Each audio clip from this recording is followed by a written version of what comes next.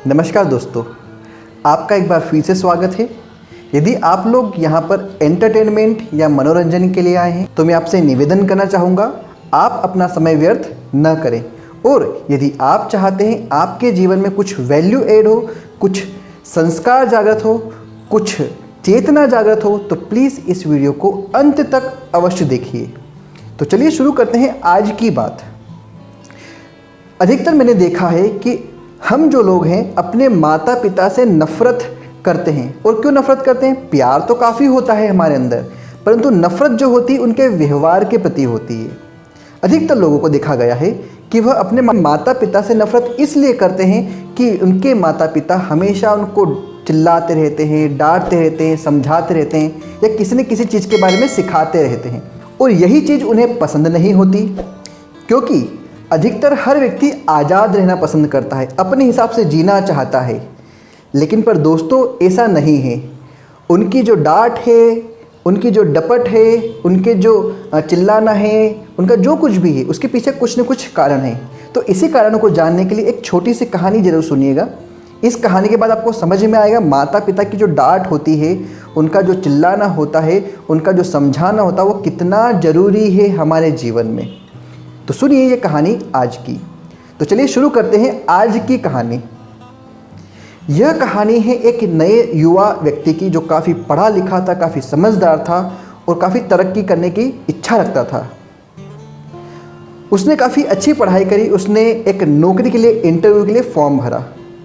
2 दिन बाद उसका इंटरव्यू होने वाला था। जब इंटरव्यू होने वाला था उसके 2 दिन तक उसके मन में हमेशा ये विचार चलता रहता था कि बस मेरा ये इंटरव्यू हो जाए, मेरा सिलेक्शन हो जाए, बस उसके बाद तो मैं शहर जाके सेटल हो जाऊंगा, मैं नौकरी वहीं पर करूंगा ताकि मेरे माता पिता से मुझे आज़ादी मिल जाए। क्योंकि हमेशा मुझे डांटते रहते, उसके मन में इस प्रकार के प्रश्न चलते हैं। हमेशा मुझे डांटते रहते हैं, हमेशा मुझे समझाते रहते हैं, पंखा बंद करो, नल बंद करो, पर्दा ठीक से रखो, खाना ठीक से खाओ। तो इस प्रकार उसे अधिकतर कामों के लिए डांटा जाता था। तो उसे काफ़ी बुरा लगता था और वह इन्हीं सब चीज़ों से कारण परेशान था, दुखी था। वैसे देखा है तो कोई दुख का कारण नहीं था ये, परंतु फिर भी क्योंकि हर व्यक्ति आज़ाद रहना चाहता ना, तो उसने डिसाइड कर लिया था, फाइनली सोच लिया था कि बस मेरा साक्षात्कार हो जाए, मेरा इंटरव्यू हो जाए, उसके बाद मेरी नौकरी लग जाएगी और मैं शहर में रहूँगा और मैं अब इन सब बंधनों से मुक्त हो जाऊँगा। हर व्यक्ति यही सोचता है। 2 दिन बाद उसका इंटरव्यू का दिन आया। उस दिन काफ़ी तैयार होकर वह गया।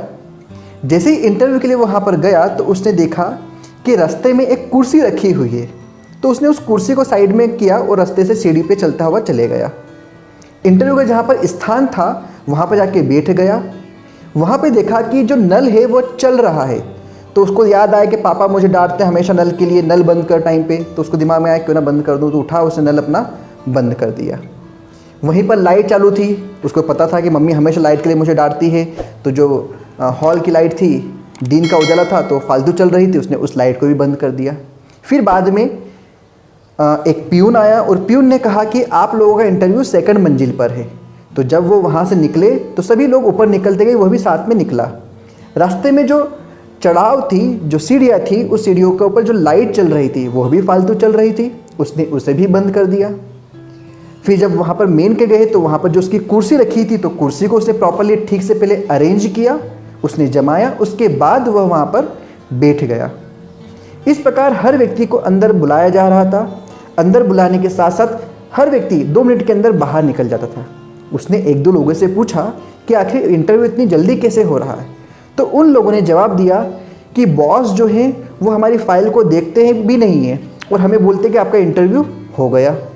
पता नहीं वो क्या चाहते हैं। तो इस प्रकार सभी का इंटरव्यू हुआ। जब उसका नंबर आया तो वो अंदर गया। उसने अपनी फ़ाइल देने की कोशिश करी तो उसने कहा कि आपकी फ़ाइल लेने की कोई ज़रूरत नहीं, आपको सीधा अपॉइंटमेंट देते हैं, सीधी नौकरी देते हैं, आप बताओ सैलरी कितनी लोगे। तो उसको बड़ा आश्चर्य लगा, उसको बड़ा अचंभित लगा कि मेरी तो फाइल भी नहीं देखी, मेरे तो डॉक्यूमेंट्स भी नहीं देखे इन्होंने और ये मुझसे सैलरी की बात कर रहे हैं। तो उसको लगा कि हो सकता है बॉस मुझसे मजाक कर रहे हों। तो उन्होंने कहा कि सर आप मुझसे मजाक कर रहे हैं। तो उसने कहा मजाक की बात नहीं, हमने आपका इंटरव्यू पूरा शुरू से लेकर अभी तक ले लिया है। बोले सर आपने ले लिया, मैंने तो इंटरव्यू दिया ही नहीं अभी। बोले कि हमारे पास पूरे कैमरे सभी जगह पर लगे हुए थे और जब से तुम आए हो तब से मैं तुम्हें देख रहा हूँ कि तुमने प्रॉपरली लाइट बंद करी, जहाँ नल चल रहा था फालतू नल बंद किया, तुमने पूरे ऑफिस की एक एक चीज़ों का ध्यान रखा, चाहे वो कुर्सी हो, चाहे लाइट हो, चाहे नल हो।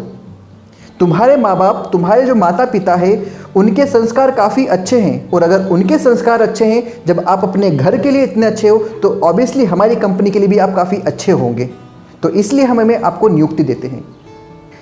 इतनी बात सुनकर उसकी आंखों में आंसू आ गए और उसने सर को धन्यवाद कहा और धन्यवाद देते हुए वह बाहर आ गया। वह घर गया, अपने माता पिता से लिपटकर काफ़ी रोया और उनसे माफ़ी मांगी। उन्होंने कहा मुझे माफ़ कर दो। आप समझ गए होंगे उसने माफ़ी क्यों मांगी।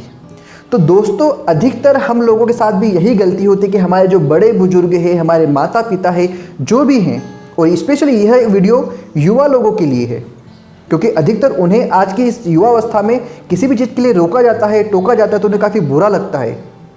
तो दोस्तों, मैं आपसे निवेदन करना चाहूँगा कि जो आपको टोका जा रहा है, रोका जा रहा है, वो आपके भले के लिए किया जा रहा है क्योंकि उन्होंने आपसे ज़्यादा जीवन देखा है, आपसे ज़्यादा जीवन जाना है, आपसे अधिकतर चीज़ों को समझ चुके हैं।